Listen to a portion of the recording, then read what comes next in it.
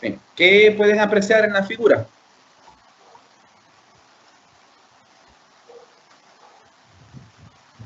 Una subestación.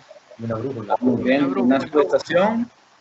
Y ahí, obviamente, esas líneas que transmiten energía eléctrica, pues experimentan fuerzas. Cada una de esas líneas, al transportar corrientes eléctricas, se podría analizar cada línea como una especie de electroimán. Y usted sabe que si tiene dos imanes, y estos imanes van a efectuar fuerzas, ya puede ser de atracción o de repulsión, ¿verdad? ¿Por qué es importante para un futuro ingeniero entender el concepto de fuerzas magnéticas? Bueno, en el caso de que usted trabaje en el área de distribución de energía, es importante comprender por qué se necesitan ciertas estructuras para soportar las fuerzas magnéticas que se generan ahí, ¿verdad? No es la única aplicación importante, pero en general es muy importante para un ingeniero tener conocimiento acerca de esto. Veamos la figura de la derecha. ¿Qué pueden apreciar en la figura de la derecha?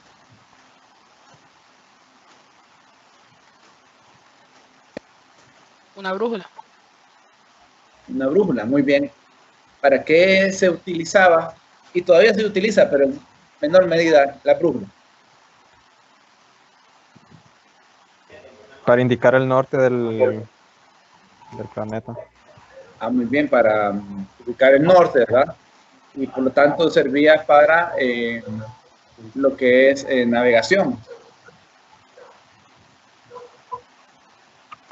Bien, vamos a comenzar y ya vamos a platicar un poquito acerca de las aplicaciones.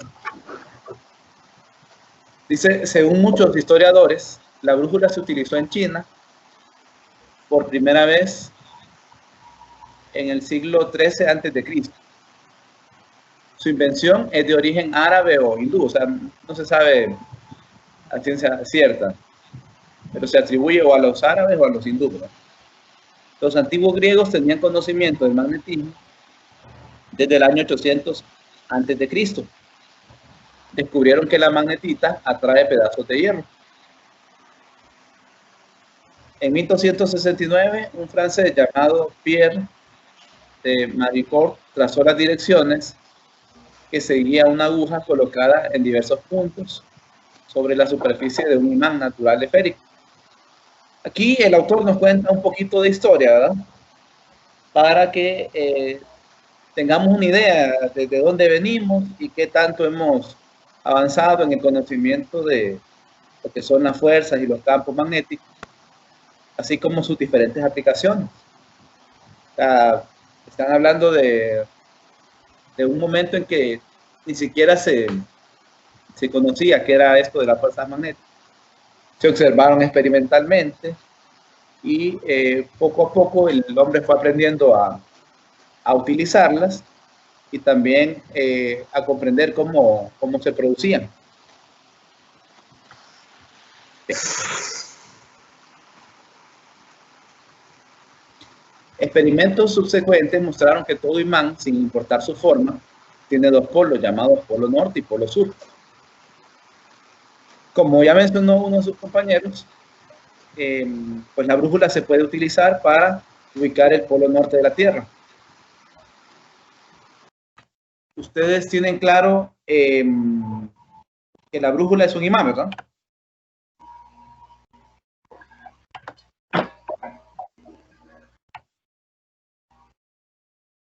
Supongan que esta figura representa la Tierra. ¿Qué estaría acá arriba? ¿Qué polo sería?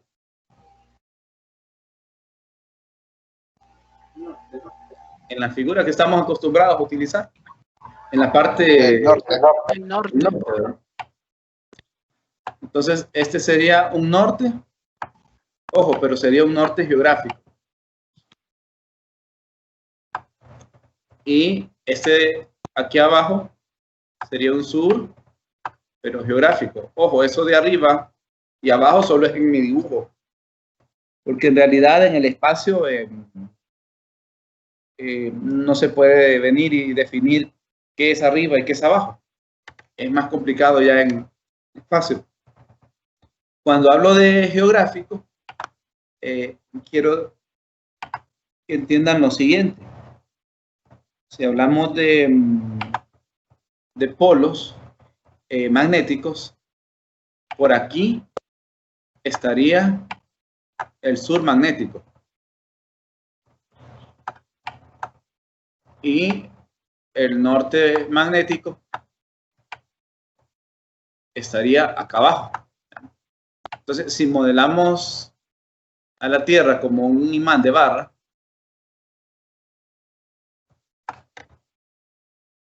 tendríamos una situación algo así. ¿Ya? Si la brújula siempre va a apuntar hacia el norte, ¿eso qué significaría? Que al considerar su brújula como un imán,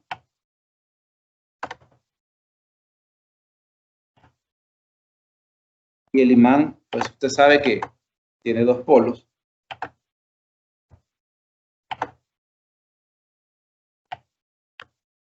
Vamos a ver.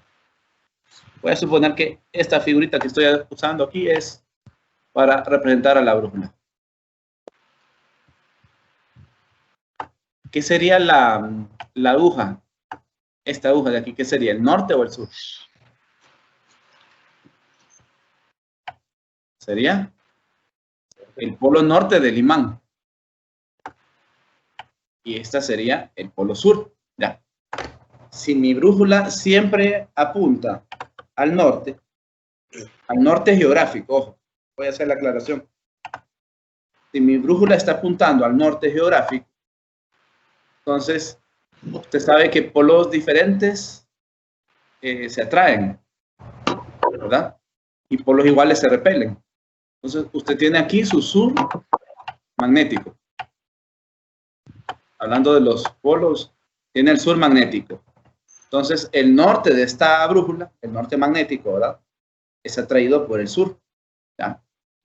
Y en la parte inferior del dibujo, pues tendría un norte, pero es un norte magnético. Y geográficamente, ¿qué sería?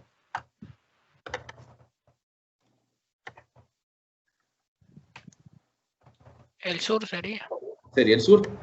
Sí. Entonces, eso hay que tener claro, que en el norte geográfico se encuentra, bueno, un poquito desplazado, se encuentra un poco desplazado el sur magnético. Y en el sur geográfico, pues por ahí está el norte magnético. Ya. Bueno. Continuemos.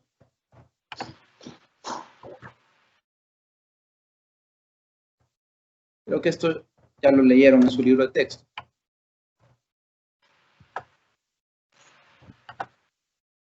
Vamos a irnos a el cálculo de la fuerza, que está dado por medio de la ley integral de Ampère. No sé si todos conocen la ley integral de Ampère, es esta ecuación que aparece aquí. ¿Ya se puede ver? No, todavía no, Lick. Ahora sí. Sí, ok. Esta ley pues fue determinada experimentalmente y pues la primera vez que uno la ve se asombra un poquito. No sé si a ustedes les parece fácil el cálculo que encierra esta ecuación, o lo ven que lleva un poquito de trabajo.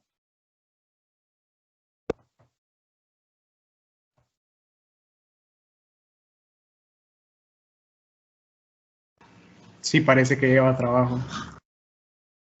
Sí, muy bien. Entonces, veamos. Primero tenemos una constante mu sub 0 entre 4pi. Esa constante es igual a la permeabilidad del espacio libre. En realidad, para comprender esto de la permeabilidad, hay que estudiar un poquito la respuesta de los materiales a los campos magnéticos, y al comparar ese valor con el valor con el valor de diferentes materiales, pues ya uno tiene una mejor idea. Como todavía no hemos llegado al capítulo correspondiente, en este momento vamos a introducirlo como un valor numérico. Mu sub 0 es 4pi por 10 a la menos 7 henrios sobre metro. Entonces lo vamos a manejar como ese valor por este momento. Y posteriormente, cuando estudiamos los medios materiales, vamos a tener una mejor idea de a qué se refiere con la respuesta de la materia. Bien, tenemos aquí dos integrales, ¿verdad? De trayectoria cerrada. Esta I de ds sería para el circuito C que aparece aquí. Y esta otra I' de dl' es para este circuito C' de acá. A ver, aquí le falta una prima, este es ddc'. ¿Qué se está calculando aquí? Bueno, se está calculando la fuerza que ejerce el circuito C' sobre el circuito C. Como les mencioné antes, al tener corriente circulando por estas trayectorias, es como que tenga un electroimán en C' y otro electroimán en C. Usted sabe que cuando tiene imanes, aparecen fuerzas magnéticas entre ellos. Pues para determinar las fuerzas magnéticas utilizamos la ecuación que ya estábamos hablando, que es la ley de Ampère. El vector R unitario, este de aquí, es, pues, el vector R, como se ve en la figura, es el vector que va desde la causa, que es un elemento de corriente de C', hasta el efecto, que sería el elemento de corriente de ds. Entonces, este es el vector, ¿verdad? Para sacar el unitario, como usted recuerda, se divide entre la magnitud. ¿Todos recuerdan eso? El vector unitario es el vector entre la magnitud.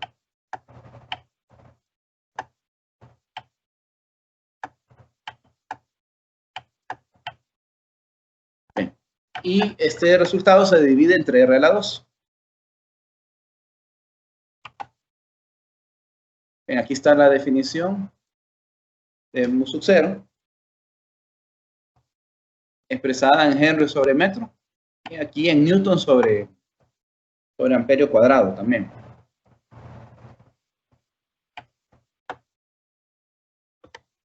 Vamos a ver un poquito de álgebra que se realiza sobre la ecuación anterior para encontrar una versión más sencilla siempre que el circuito sea un circuito completo o circuitos cerrados. ¿Todos tienen claro qué son circuitos cerrados? ¿Jóvenes? ¿Todos tienen claro qué son circuitos cerrados? La idea es que usted pueda utilizar la versión más sencilla cuando sea posible. Ah, buena pregunta. Aquí me dice Carlos Said, ¿qué pasaría si fueran más de dos circuitos? Principio de superposición, Carlos Said. Es decir, si quiere sacar la fuerza sobre el circuito, llamémosle 1, y hay tres circuitos, el 1, el 2 y el 3, Carlos Said, entonces primero saca la fuerza que hace 2 sobre 1. Después saca la fuerza que hace 3 sobre 1. Y por último suma los resultados que encontró. Sería con el principio de superposición. Bien, nadie me respondió lo de circuito cerrado.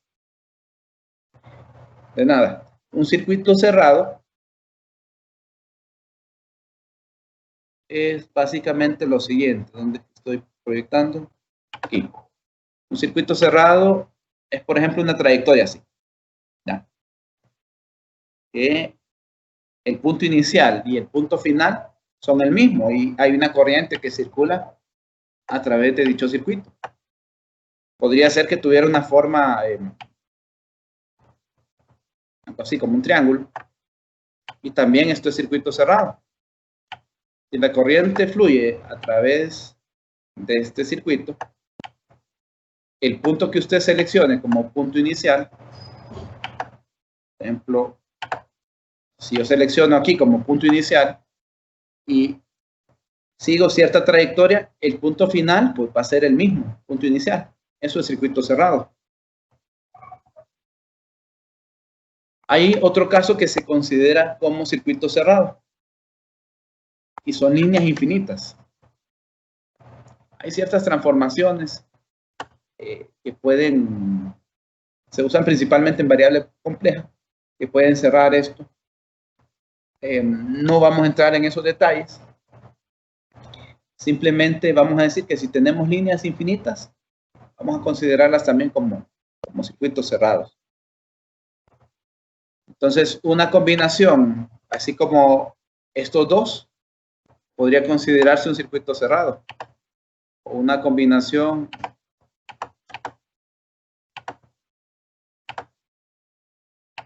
como este de aquí, la línea infinita con esta espira, con forma de triángulo, también es un circuito cerrado. Ambos son circuitos cerrados. Bien.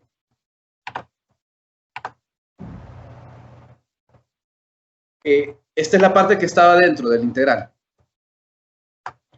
Aquí se tiene un doble producto cruz.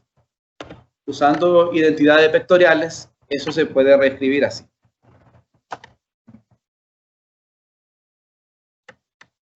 Resulta que este R unitario sobre R cuadrado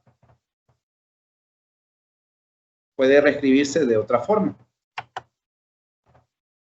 Se puede reescribir como este gradiente de 1 sobre R.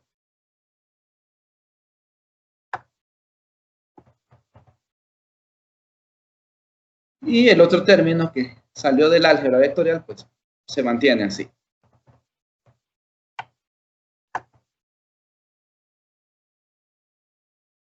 No sé si recuerdan una identidad que se enseña en el curso anterior, que dice lo siguiente: el diferencial de U es igual al gradiente de U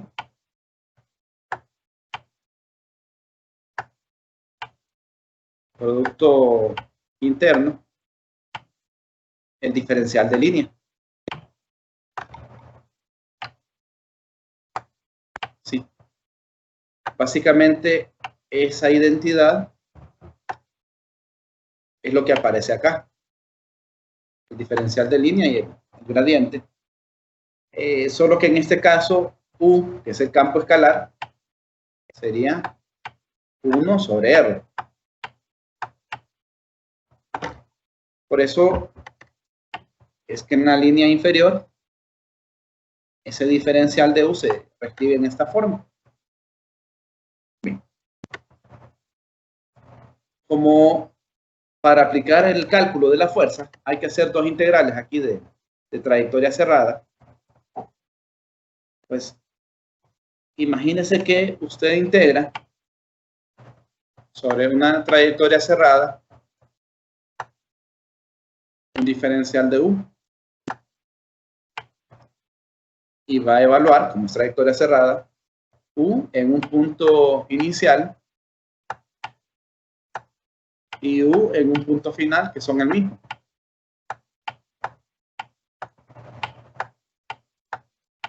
¿Cuánto daría al evaluar ese integral? ¿Cuánto resultaría este término de aquí? ¿Cuánto resultaría?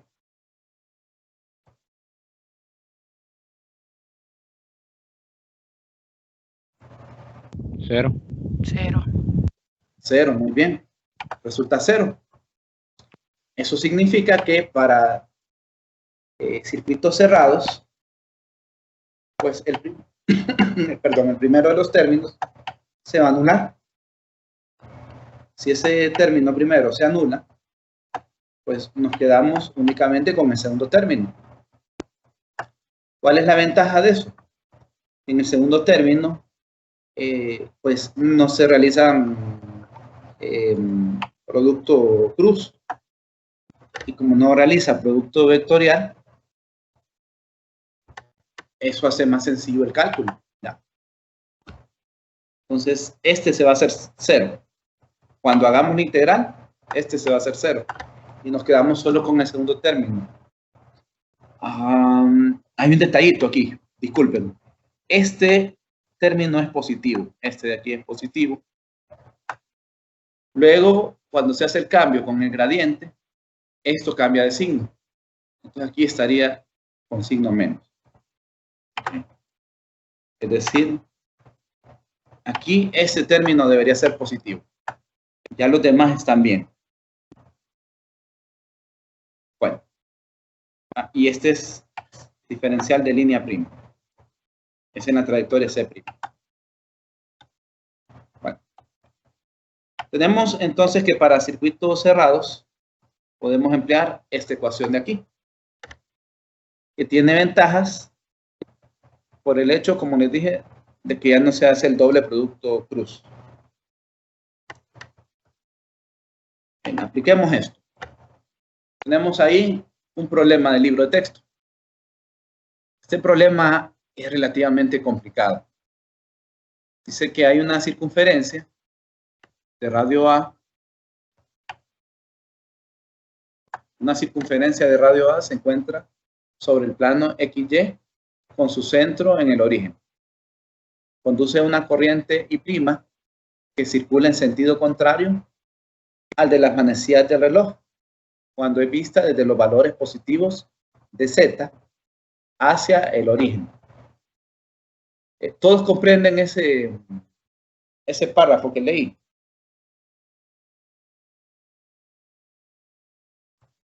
Una circunferencia de radio A se encuentra sobre el plano XY, tiene el centro en el origen, conduce una corriente I' que circula en sentido contrario al de las manecillas del reloj cuando es vista desde los valores positivos de Z hacia el origen.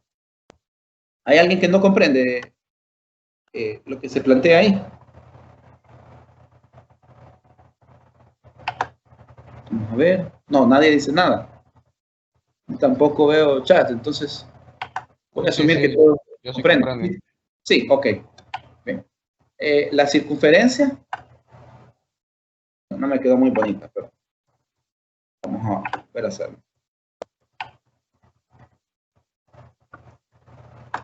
Usted la estaría viendo desde arriba, ¿verdad? Porque son los valores Z positivo. Entonces, su ojo estaría acá arriba colocado.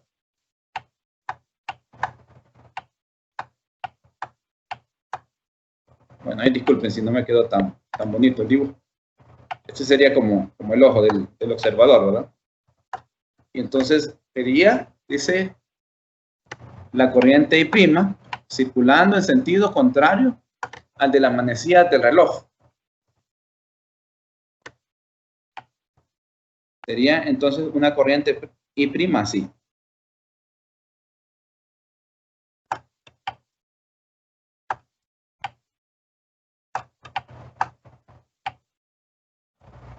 Así iría I' enrollándose.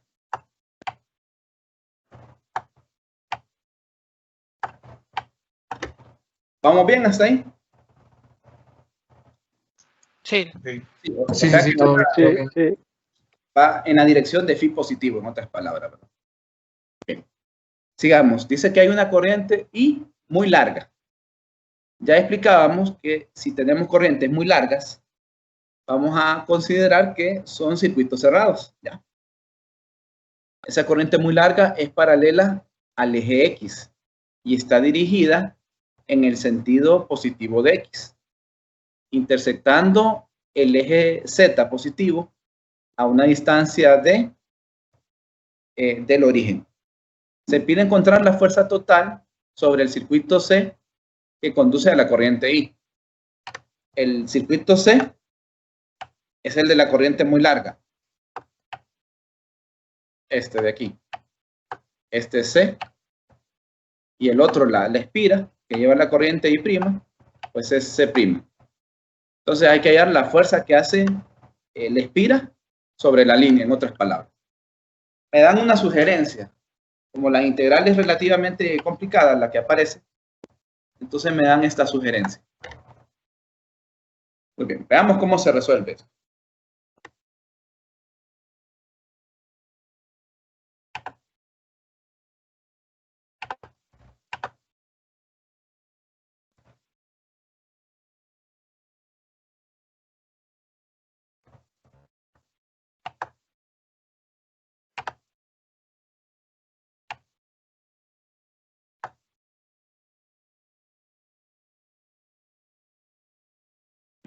Clic, se quitó la presentación. Dígame. La presentación. Ah, se quitó. Ok. Permítame, ya la voy a volver a colocar.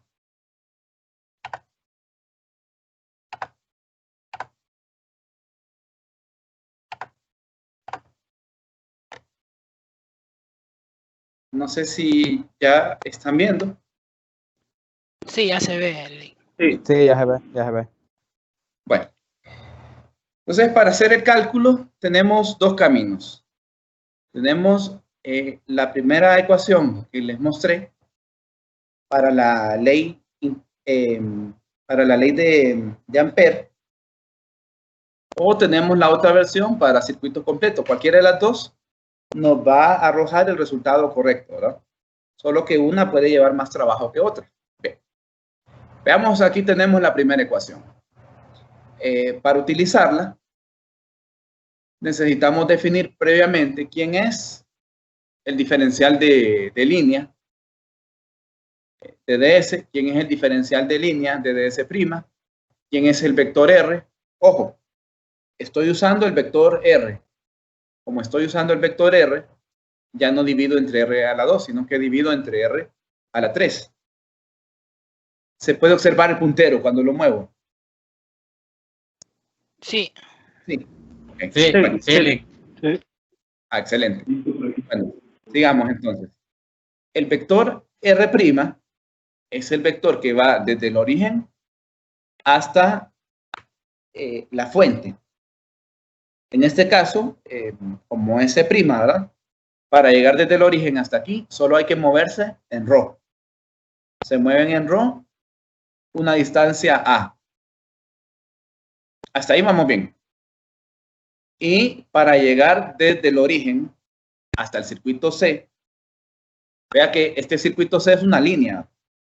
Entonces hay que subir en Z. Desde el origen hay que subir en Z y luego moverse en esa línea. Por eso el vector R pequeño es X en X y en la dirección de Z, D. Usted en Z sube D y ya llegó a este punto. Y luego se mueve cualquier distancia a lo largo del eje X, ya que la línea, decía el enunciado, que es paralela al eje X. Bien. El vector de posición relativa, R grande, se define como la resta de estos dos vectores, R menos R'. Entonces colocamos aquí la resta y debemos de tener el cuidado que R' en la parte superior se definió en coordenadas cilíndricas, pero R chiquita como vector se define en cartesianas. Como son dos sistemas de coordenadas distintos, tengo que ponerlos en el mismo sistema. Entonces cambia ρ' como vector, lo cambia a términos de X y Y unitarios, como se escribe acá abajo. Bien. Se agrupa lo que va en la dirección de X, lo que va en Y y lo que va en Z, y queda aquí quién es el vector R. ¿Vamos bien hasta ahí? Sí. Sí. Ok, bien.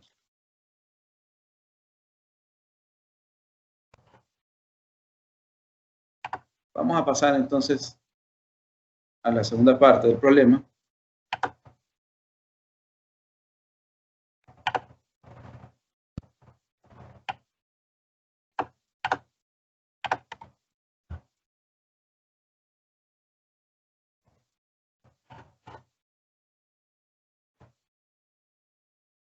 ¿Cómo andan con el producto cruz ustedes?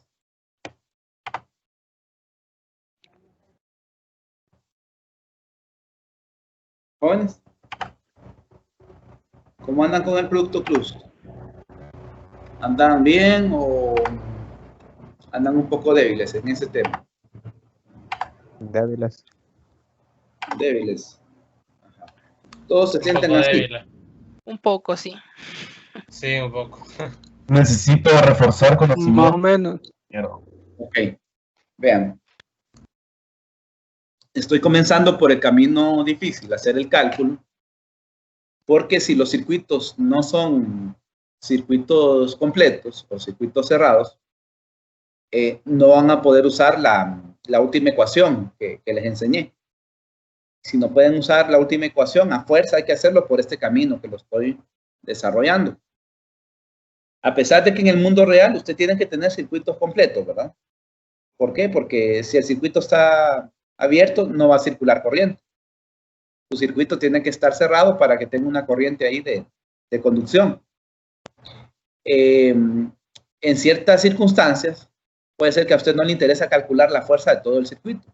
Solo le interesa calcularla para un segmento. Por eso necesitamos la ecuación esta que involucra el doble producto cruz. Bien, les estoy compartiendo la segunda parte ahí del problema. No sé si ya se mira. Sí, ya se ve. Sí, sí se mira. Sí se mira, ¿verdad? Ok. Bueno, teníamos ya definido quién era el vector R, ¿verdad? Y el vector R'. Note que para el vector R', cuando usted se desplace aquí, a ver, voy a cambiar color.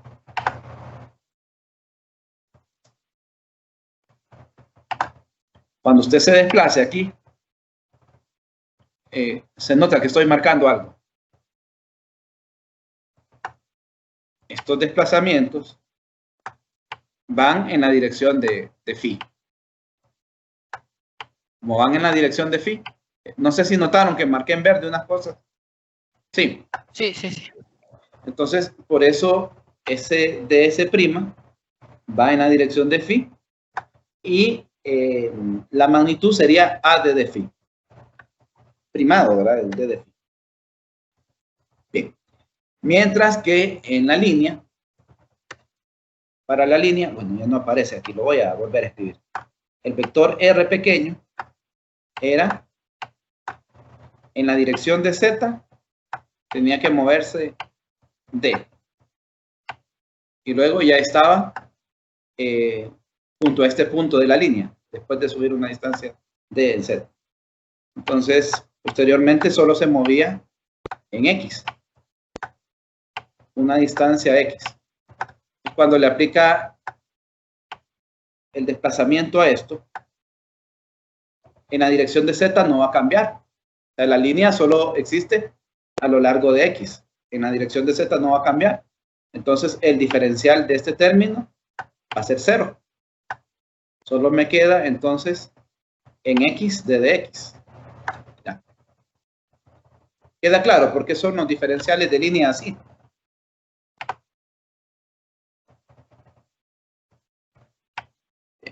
Creo que sí. Hacemos el primer producto cruz de la ecuación.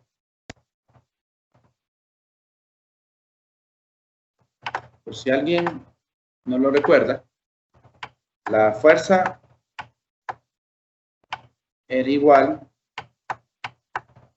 a 1 sub 0 sobre 4pi, una doble integral de trayectoria cerrada. Bueno, si es que son circuitos cerrados. En el caso que sean circuitos abiertos, pues solo sería la integral. Este es C, este es C', y diferencial de línea. Y aquí producto cruz. Y prima dl prima cruz R.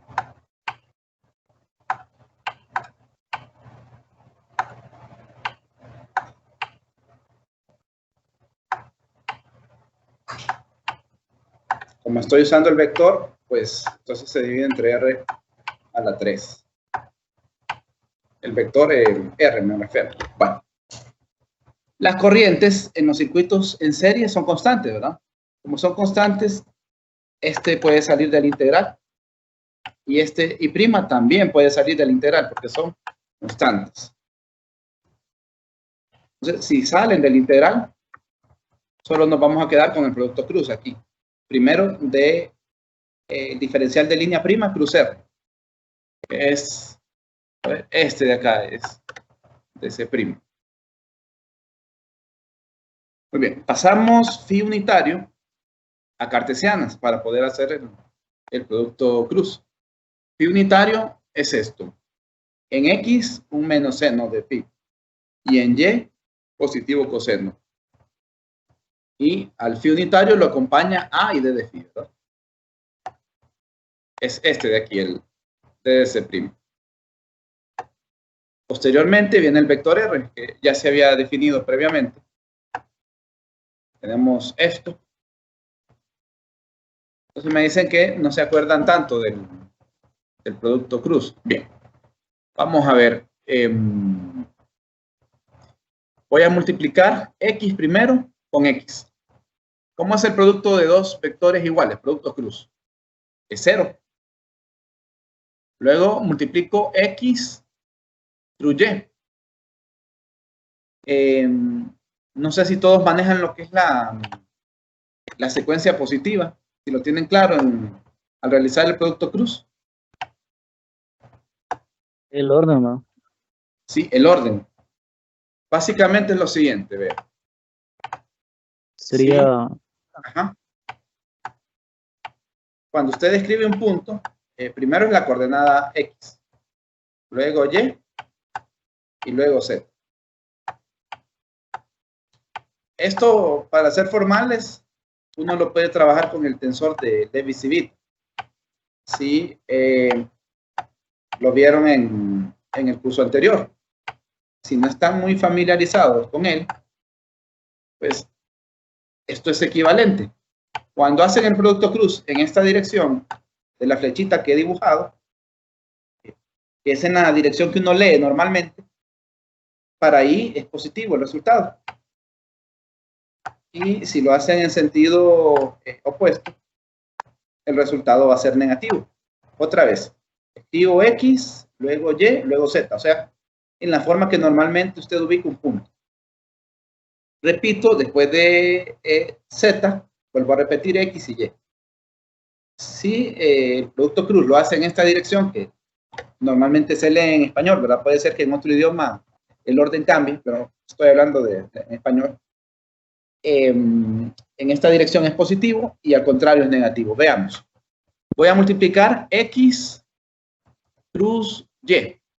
¿Cuánto da X cruz Y según esta dirección? Positivo Z. Les colocamos acá positivo Z. Ojo, no me he fijado para nada en el signo menos. Aquí no lo he tomado en cuenta. Al seno de phi no lo he tomado en cuenta. Al que acompaña a Y, que es un negativo a seno de phi, tampoco lo he tomado en cuenta. Solo multipliqué los unitarios. Entonces me queda en la dirección de Z menos seno de phi y aquí menos a seno de phi. Se multiplican los dos y menos con menos da más. Queda a seno cuadrado, que es este término de aquí arriba, que va a ser este. Ya. Luego multiplica X cruz Z. X cruz Z, veamos cómo se hace. No sé si están notando el puntero que lo estoy moviendo acá abajo. Sí. Sí, se mira. Mire que no puedo pasar de X a Z directamente acá. En la forma que leo, que sería en la dirección positiva, no puedo pasar directamente de X a Z porque está en medio Y. Como no puedo pasar directamente, sería en el otro sentido.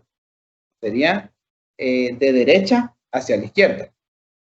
Al ir de derecha a izquierda sí puedo pasar de X a Y, pero me va a quedar negativo el otro vector.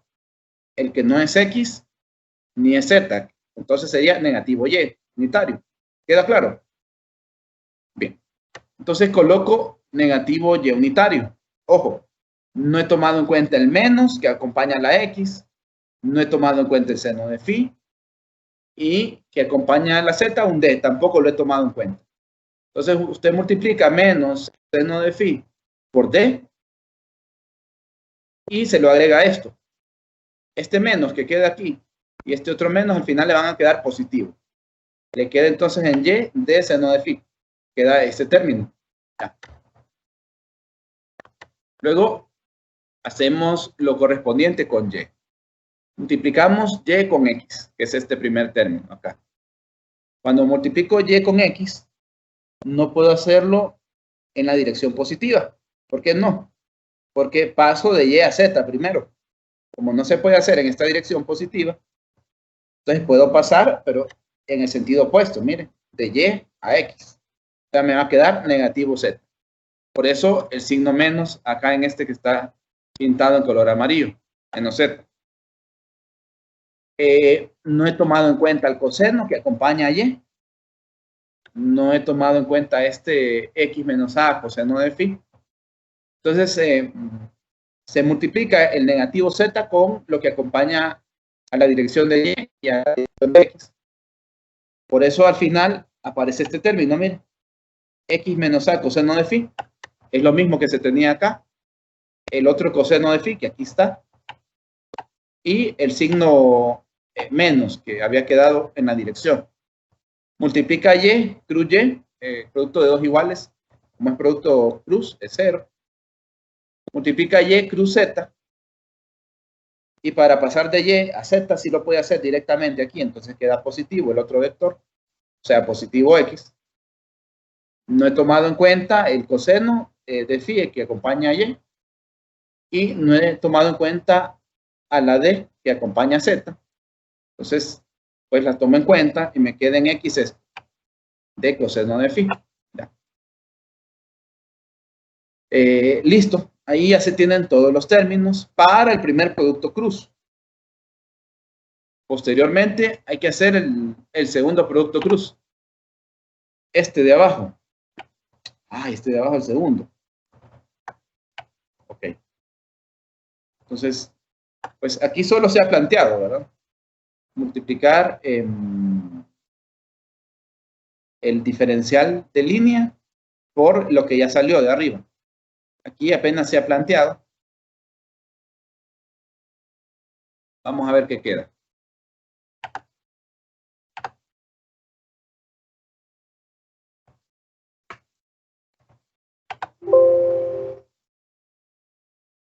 A ver, no es este. ¿Dónde que está? Aquí creo que está.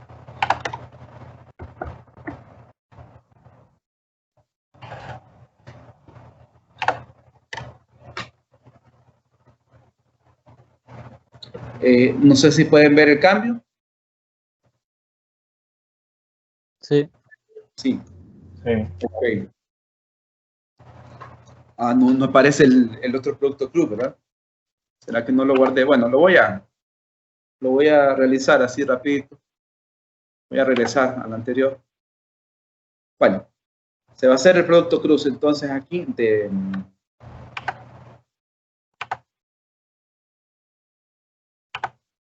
este término de aquí. No sé si pueden ver que estoy marcando con lo que ya me resultó acá, ¿verdad? Entonces, usted viene y multiplica X cruz X. ¿Cuánto es X cruz X? 0. ¿Verdad? 0. Entonces, desaparece ese término. Vea que en la parte de esto que no, en este momento, lo he considerado simplemente copiarlo, el AD de phi. Acá abajo también se copia. Pues sí estaba desarrollado. Acá se copia.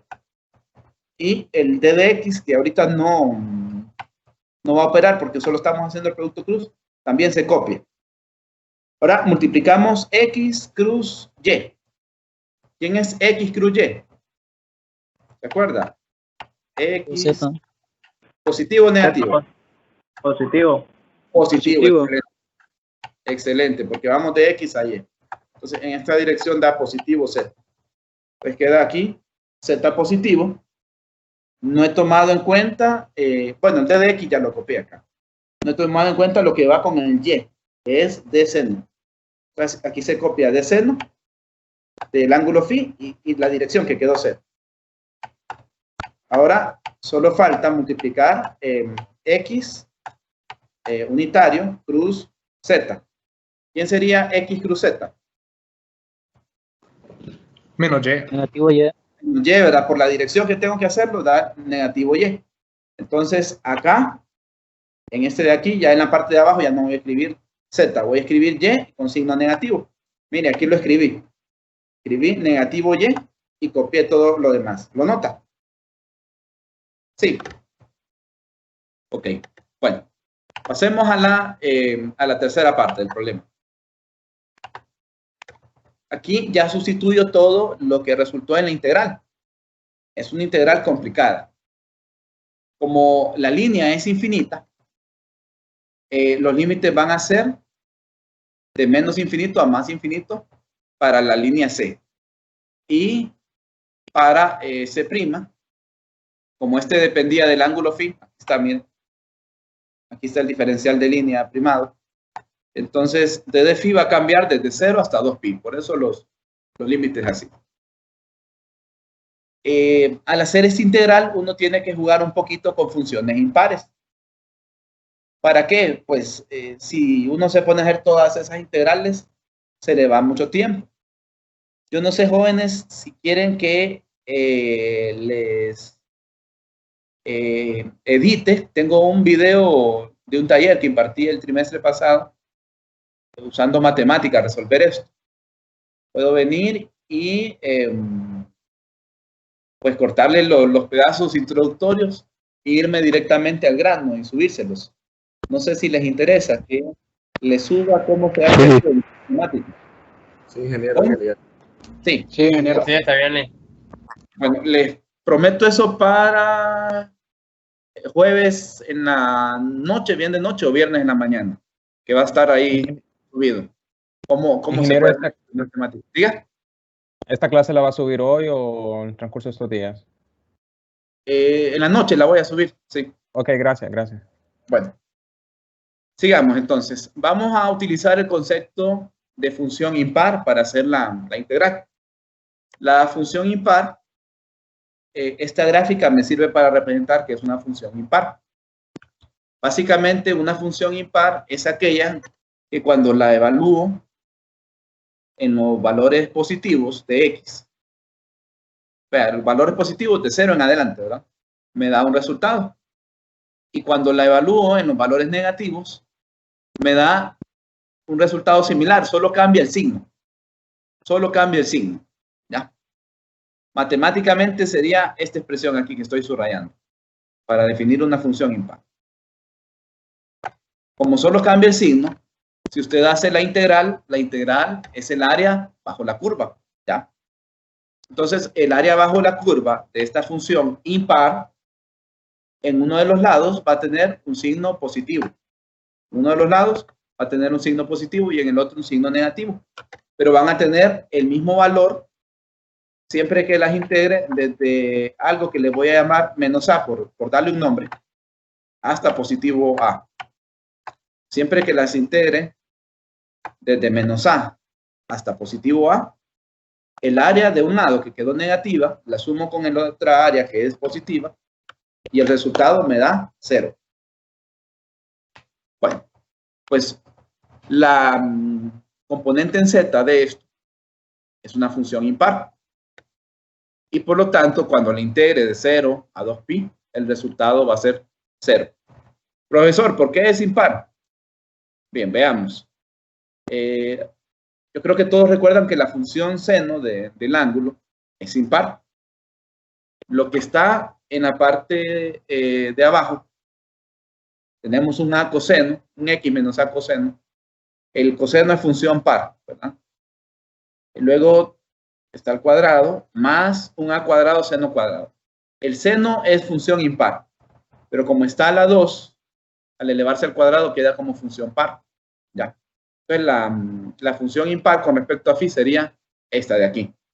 se hace 0 y eso quiere decir que no tengo que ponerme a resolver esa integral en particular, aunque las otras sí.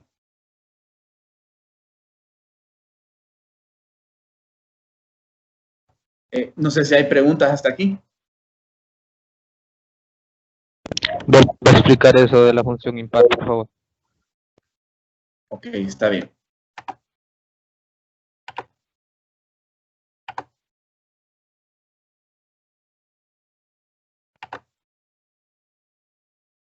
¿Usted recuerda que la integral de una función cualquiera es el área bajo la curva? ¿Recuerda eso?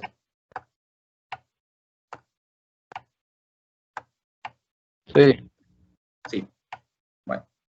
Entonces, suponga que yo la integro desde un valor que le voy a llamar, le voy a llamar. Es un valor que le voy a llamar A. Entonces, eso me va a quedar, voy a dejar f grande al integrar. Me va a quedar f de A menos f de B, ¿verdad? Estoy asumiendo que ese f grande es la integral.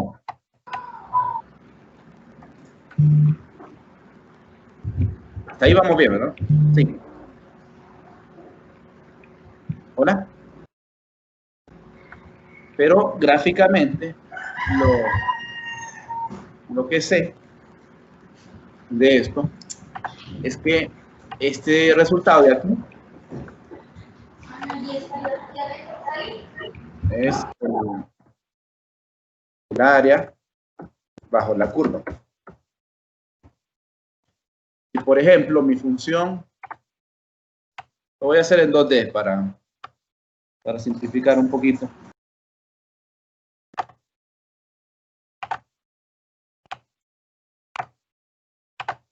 Y voy a hacer una función fácil, solo con el objeto de poder explicarlo de forma sencilla. Para que la función sea impar, f de x tiene que ser igual a negativo f de menos x.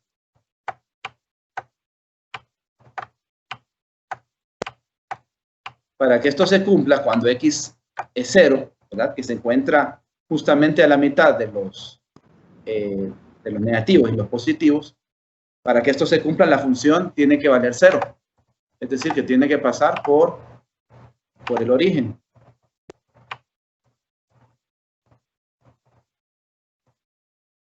Bueno, creo que ahí pasa por el origen.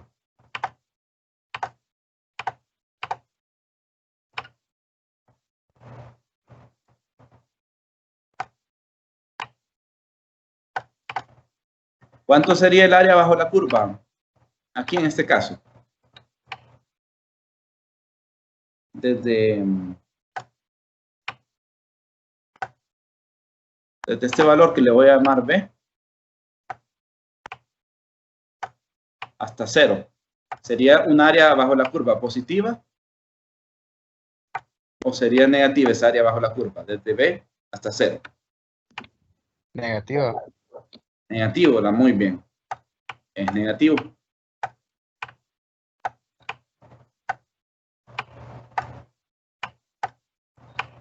Y ahora, de 0 hasta A, ¿cómo me va a dar eso? ¿Negativo o positivo? Este es A. ¿Cómo queda esto? ¿Negativo o positivo? Positivo. Positivo, ¿verdad? Entonces, en realidad, esta integral que tengo expresada aquí va a ser una resta. Pero resulta que si este valor de aquí, por ejemplo, valía 1 acá, si esto es 1, mi función valdría f de 1 en ese punto, ¿verdad?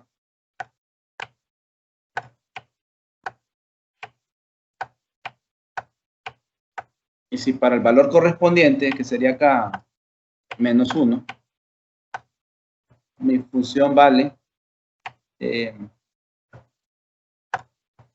f de menos 1, pero es justamente la misma magnitud. Solo cambia el signo. Entonces, cuando agarro menos 2, tal vez menos 2 esté por aquí, y tengo acá f de menos 2, y resulta que ese f de menos 2 tiene la misma magnitud que f de 2, que estaría como por aquí. Lo único que cambia es el signo, ¿ya? Si solo cambia el signo, entonces el área que tengo en un lado y el área que tengo en el otro lado solo va a ir cambiando el signo, pero la magnitud es la misma. Y cuando sumo esas áreas y b se convierte en menos a,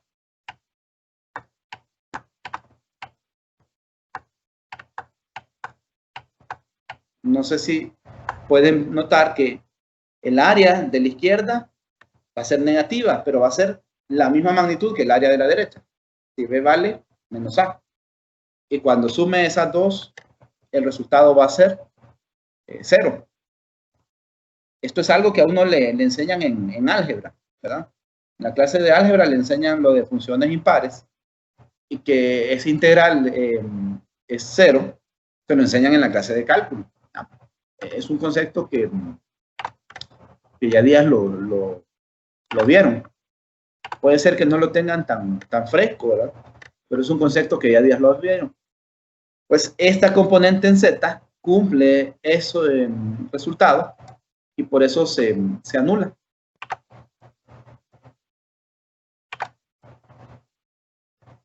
Cuarta parte.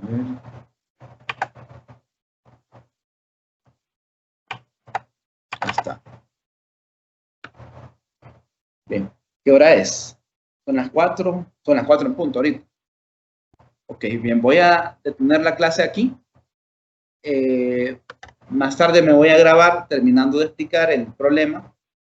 Y luego lo voy a explicar como en 10 minutos por el otro camino. Ojo, estamos comparando como unos 40 minutos por un camino y como 10 por el otro. Entonces, obviamente, cuando uno lo puede hacer por la segunda forma, la que no implica el doble producto cruz, es más rápido el proceso. Así que por la hora voy a detener la clase aquí. Posteriormente voy a grabarme terminando de explicar el problema y se lo voy a compartir el video. Está bien, no sé si alguien quiere consultar algo, hacer un comentario. Inge, disculpe, ¿esa segunda forma también aplica solo a circuitos cerrados o también abiertos? La primera forma, la que estamos viendo en este momento, funciona para todos los casos. La que estamos viendo ahorita. La segunda forma, solo para circuitos cerrados. La segunda forma. La ventaja que tiene la segunda forma es que es más rápido. Listo, gracias. Sí. Bueno. Una pregunta. Sí. ¿Vamos a continuar con ejercicios mañana o hasta el viernes? Porque pues yo creo que es conveniente que mañana nos reunamos porque ya tenemos el examen bien cerquita, ¿verdad? Bueno, no es el examen, la pruebita ya está bien cerca, ¿verdad? Entonces es conveniente que nos reunamos mañana. Está bien. Sí. Perfecto. Muy bien, entonces les deseo feliz tarde y nos conectamos mañana. Una consulta antes. Díganme. Con respecto a la tarea que menciona en uno de los correos para el 29. Sí. No sé si la tarea es la que dice los problemas propuestos, porque como tal no... Pero ¿cómo es el...? ¿Hay que hacerlos todos o cómo es, la verdad? Porque me quedó un poco claro eso. Yo les facilité una serie de problemas resueltos, unos en video y otros ahí en el campus. Les indicaba dónde meterse en el campus y ver una serie de ejemplos, ¿lo recuerda? Sí, bueno, yo quiero que usted por lo menos me presente 10 problemas, pero que yo no haya resuelto. Que yo no los haya resuelto. Usted los de ahí, de los propuestos, ¿verdad? Sí, son en grupo, no es individual, son en grupo, ¿verdad? Sí, listo. Eso era lo que quería. Gracias. Bueno. ¿Pero de los propuestos o también de los 5 que aparecen ahí escritos? Es que los 5 escritos son parte de los propuestos. Ah, bueno, ok, está bien. Sí.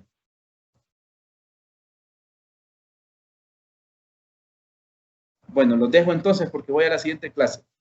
Feliz tarde. Listo, Lick, feliz tarde. Igualmente. Gracias, Lick, igualmente. Feliz tarde. Gracias, igual.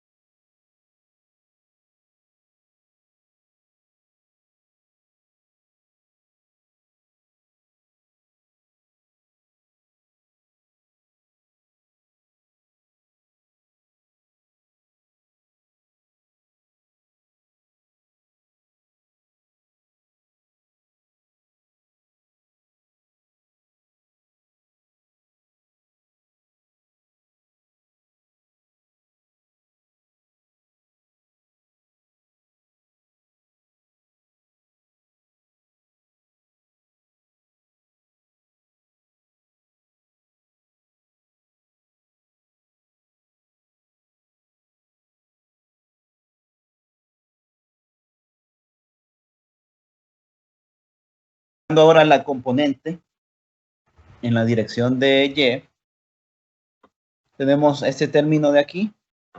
Este término creo que va al cuadrado. Revisemos el cálculo anterior.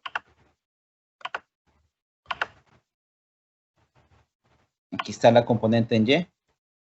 Sí, es un seno cuadrado lo que iba. Bueno, vamos a hacer el cambio.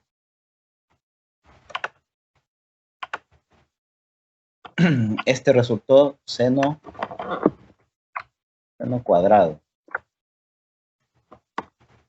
Es una función par, porque está la 2, no se anula. Este de aquí, como es par, tampoco se va a anular. Está un poquito complicado hacer la integral, en fin. Parece más sencillo analizarlo por medio de la integral en X.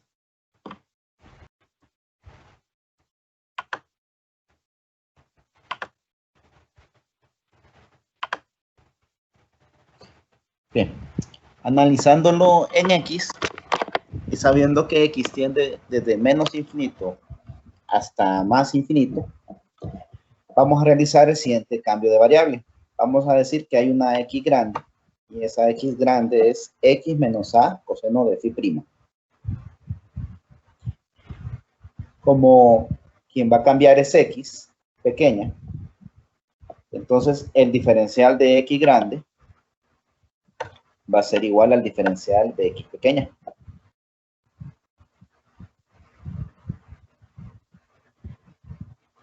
Veamos qué ocurriría con esta forma de la integral.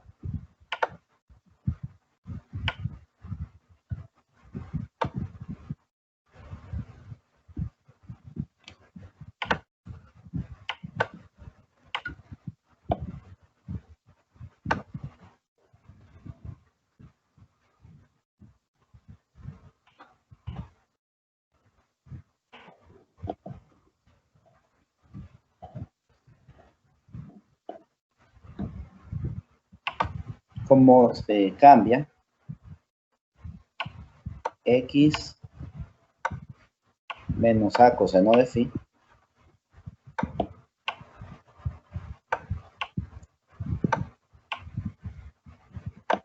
por una x grande. Y también se va a cambiar el diferencial. Diferencial de x pequeña se convierte en diferencial de x grande.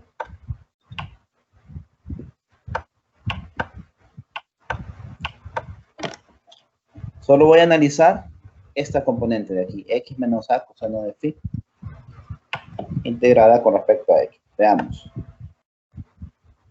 El límite dice que x pequeña aquí tiende a menos infinito. Tengo menos infinito y le resto a coseno de phi, que es un número finito. Sigue tendiendo a menos infinito esto. Va de menos infinito hasta más infinito.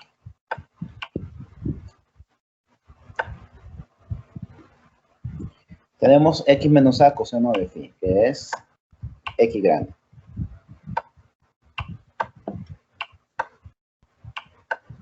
Luego hay un coseno de phi prima que multiplica.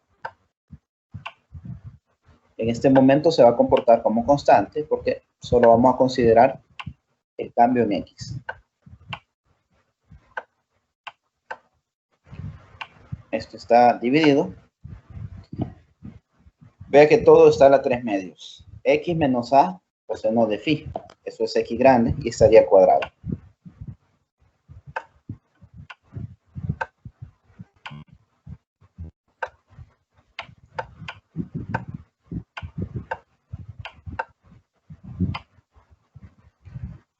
Más a cuadrado, seno cuadrado de phi prima, más t cuadrado.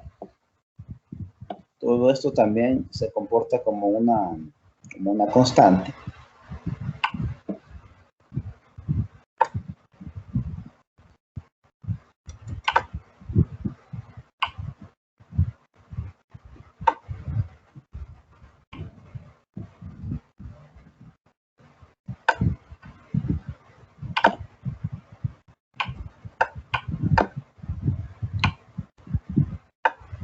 Y el diferencial de x pequeño se sustituye por un diferencial de x grande.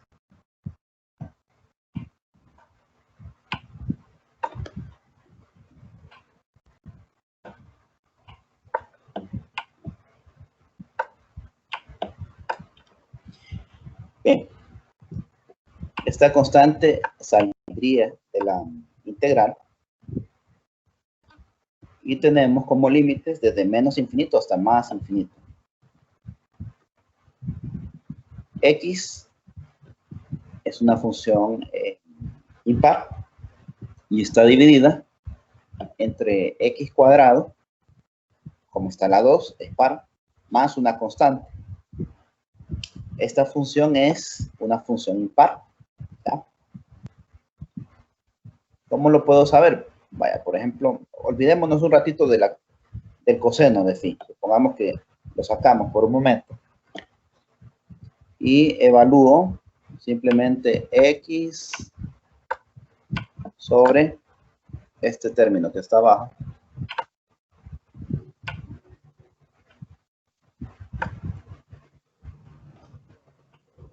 Estoy haciendo esto ya que algunos de ustedes vi que tenían dudas. Entonces, por eso me estoy tomando el tiempo para explicar esto nuevamente de la función impar. Vamos a ver.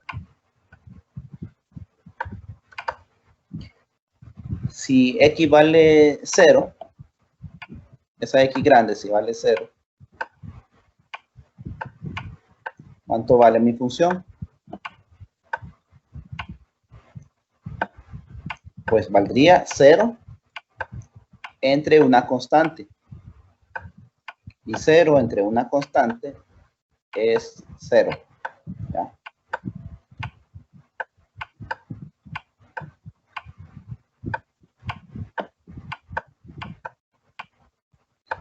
Suponga que cambio x por 1. Podría ser cualquier otro número, pero le voy a poner uno ya que es fácil de evaluar. Pues tendría 1 en la parte de arriba. ¿Quién divide a ese 1? Lo divide.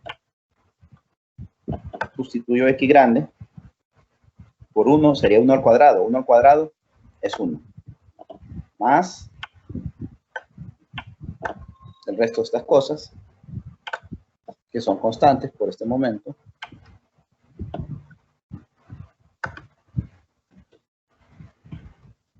Entonces vea quién es f de 1. Es eso. Ahora suponga que voy a evaluar f, pero de negativo 1.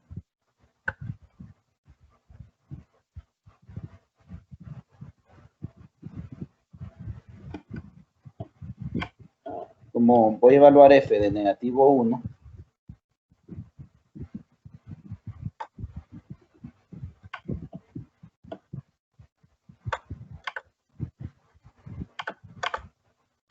entonces en la parte de arriba, en el numerador, voy a escribir un menos 1.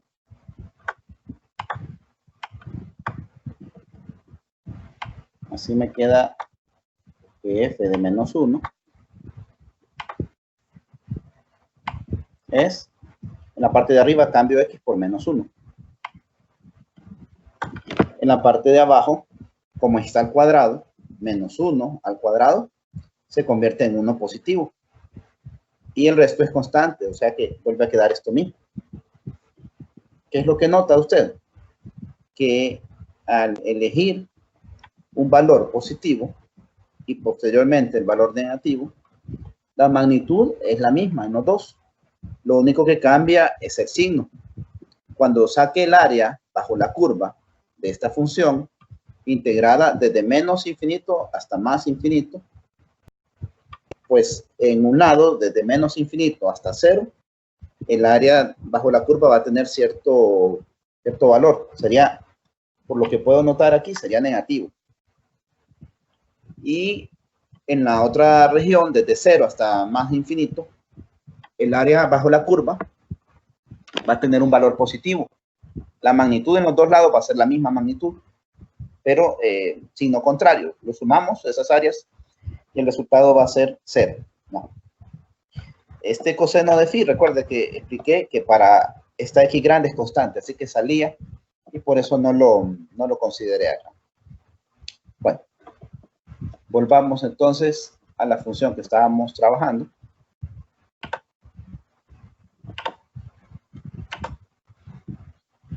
Ya vimos que esta componente de aquí es impar con respecto a x, así que la integral va a dar 0. Por lo tanto, solo nos quedamos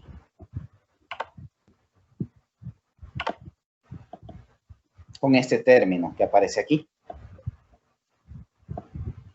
Hay que hacer la integral en x y en phi. Como explicaba antes, si voy a trabajar con respecto a la variable x, a cuadrado seno cuadrado de phi más d cuadrado es una constante. Le vamos a llamar b cuadrado a eso. Así como aparece acá abajo.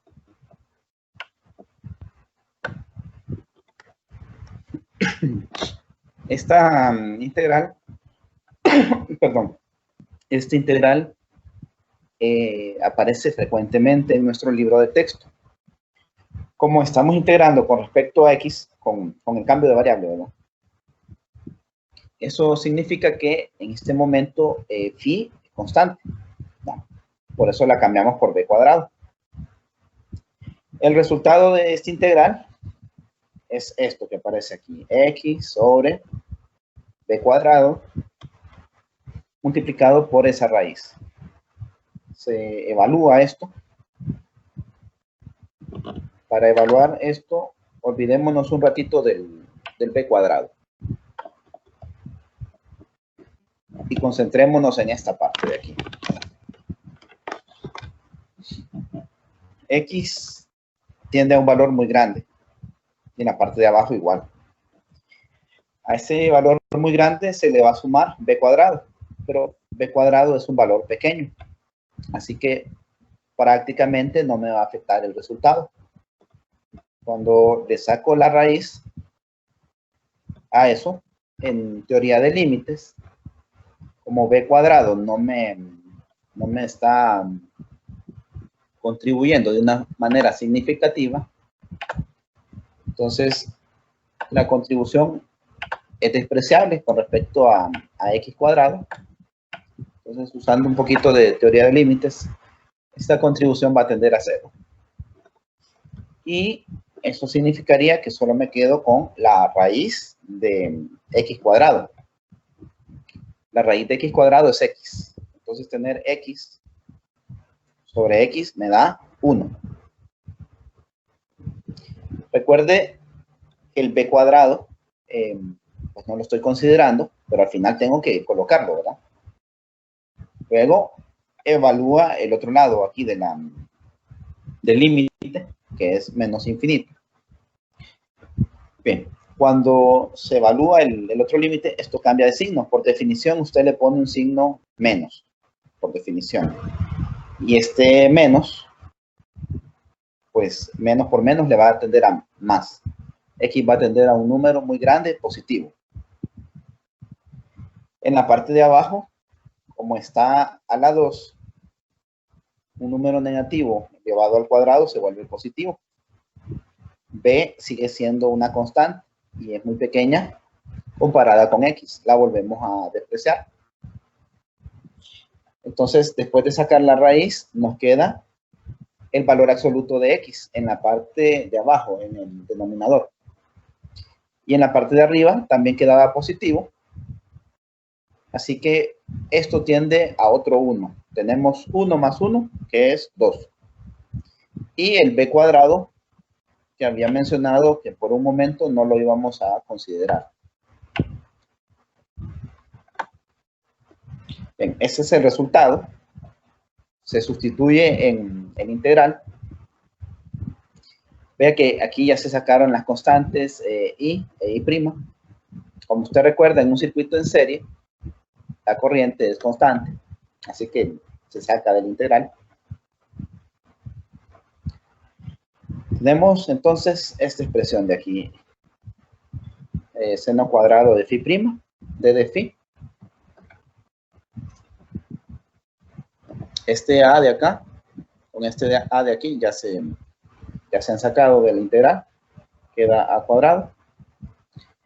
El b cuadrado, en realidad, aquí está arriba, ¿quién es? Es a cuadrado, seno cuadrado de phi más d cuadrado. Aquí aparecen. ¿Qué pasó con el 2 que teníamos? Bueno, ese 2 se simplificó con el 4pi de la ecuación. Por eso, en la parte de abajo solo tenemos ahora un 2pi.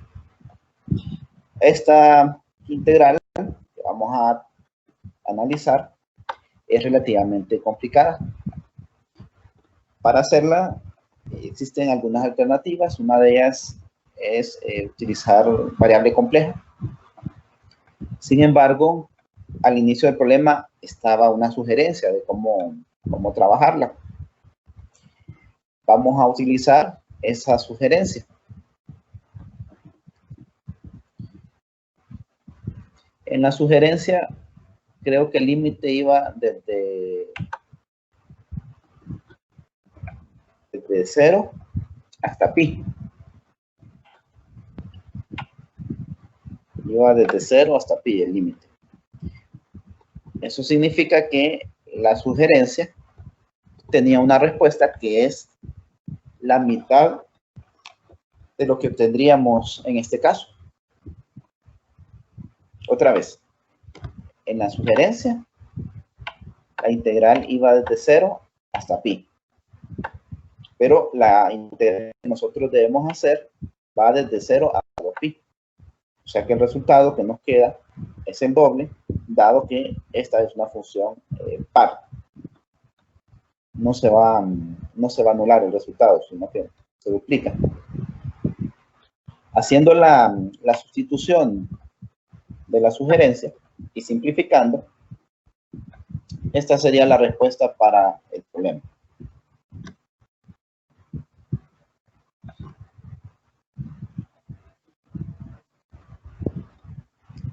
Gracias por su atención.